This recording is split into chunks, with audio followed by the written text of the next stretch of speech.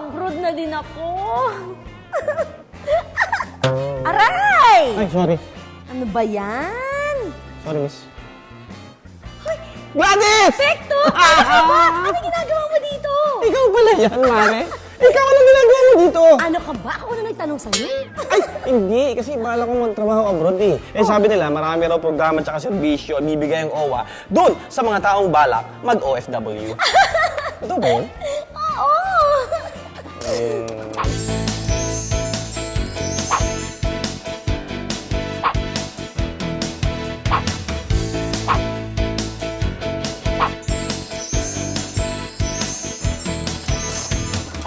Ay, oo. Ito nga, galing lang ako sa aking Pidos. Kasi alam mo, pabiyahe din ako eh. Papunta ako ng Dubai. Mag-sales lady ako dun sa Bonggang Mall. Talaga? Oo. Si Gladys, bago umalis, dumaan sa orientation para mas magets niya ang kanyang kontrata. Bansa ng kanyang pupuntahan, mga pagdadaanan ng buhay OFW at iba pa. Ano yun?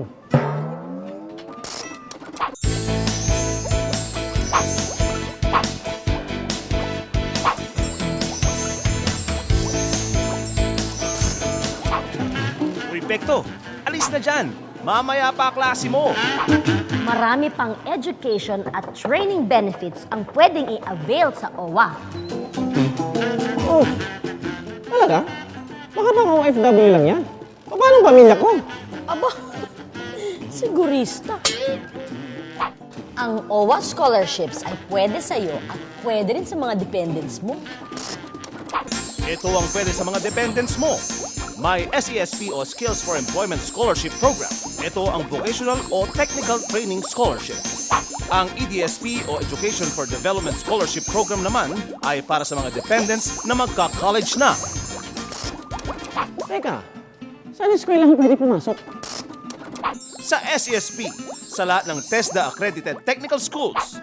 Sa EDSP naman, kung saan college o university pumasa ang OFW dependent. Talaga? Anywhere in the Philippines? Kahit saan sa Pilipinas. Mapalad ka! Teka, at hindi pa ako tapos. Sorry! Sorry. May OWA Information Technology Program para sa mga pamilya at mismong OFWs para mas lalong lumawak ang kanilang kaalaman sa information technology at komunikasyon gamit ang computer tulad ng pag-internet. Meron ding OFW Dependent Scholarship Program at Education and Livelihood Assistance Program. Ang dami naman palang benefits at educational training ng OWA! Oo, kaya patapusin niyo ako. At para sa ating mga seafarers, merong scholarship and incentive programs for seafarers para siguradong armado ng bagong kalaman ang ating mga manlalaya. Alam niyo ba ang Filipino seafarers ang numero 1 sa global maritime industry? Kaya sinisigurado ng OWA, updated sila sa training. Excited na ako. Naku, maghanap ako ng boyfriend na seaman. Hoy, ito naman. Ano ba? Hoy, alam mo, pwedeng panganay kong anak dun sa EDSP. Ha, ayos! Ay, teka lang, Mare. Kung sakasakaling magtrabaho ako abroad at maaksidente ako doon, may maitutulong ba sa akin ang OWA? Meron! Meron! Really? Alam mo, Konsensya, wait lang ha. Kaya ko na to.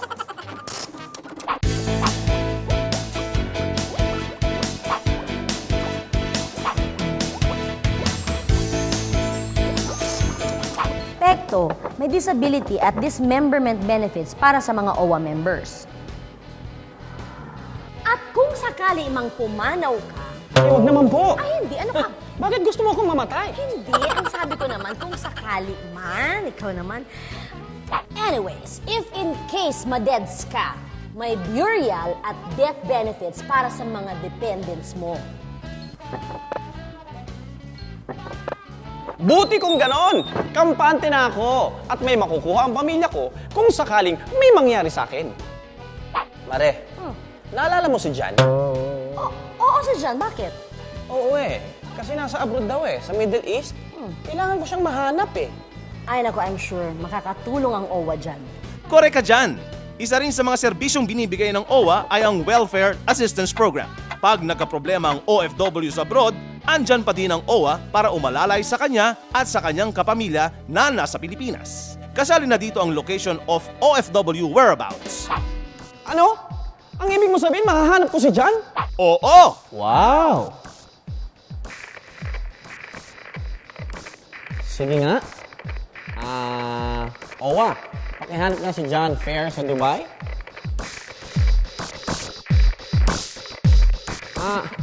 John! Pekto! Buti nahanap mo ako!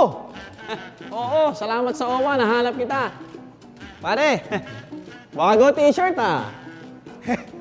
Hindi naman. Uy, ba't mo ako hinahanap? Pare, nakalimot ka na, nakaalis ka lang. Yung utang mo, sabi mo magpapadala ka. At saka si Mrs.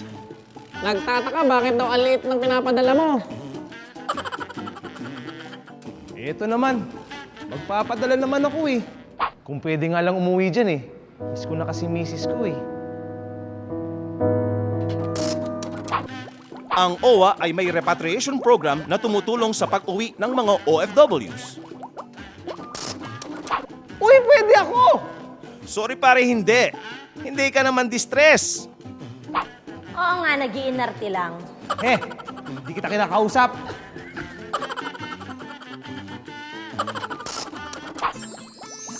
Nire-repatriate ang distressed workers, human remains at mga kagamitan na naiwan.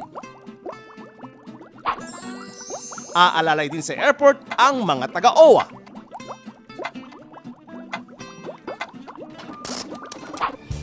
Papaano pag walang perang pamasahe at matutuluyang panandalian ang distressed OFW? Huwag mag-alala. Mula sa airport, maaari kayong tumuloy sa OWA Halfway Home. Tutulungan namin kayong makatawag sa inyong mga kapamilya at makauwi sa inyong mga probinsya. Leng! Kuya Leng! Basta! Uy! Ang saya naman! Salamat po Super nakalalay ang OWA sa mga OFWs. Di ba? Siyempre, nandyan ang OWA para sa OFW bago siya umalis, sa kanyang paglagi sa abroad at sa kanyang muling pagbalik sa Pilipinas.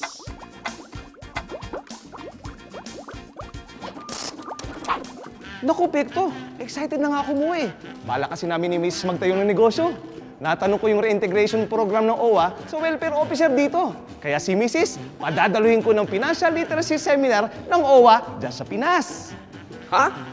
Paano nalaman yung reintegration program? Ano ka ba? Eh di sa website ng OWA. Hoy, alam mo dyan, paalis din ako Pupunta ako dyan. Kita tayo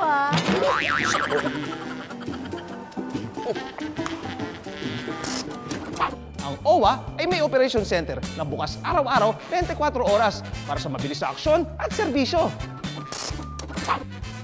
Dami mong alam OWA member yata to, pare. Kaya lahat ng programa ng OWA, inaalam ko para handa ako ano man ang mangyari.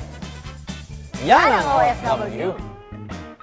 O ano, handa ka na ba maging OFW? Ready na! Nandiyan ang OWA Ready na akong kumayod abroad. Ako nga, pagpapala rin mag-extend, magre-renew ako ng OWA membership ko. Basta member ka, alaga ka ng OWA. Very good, kid!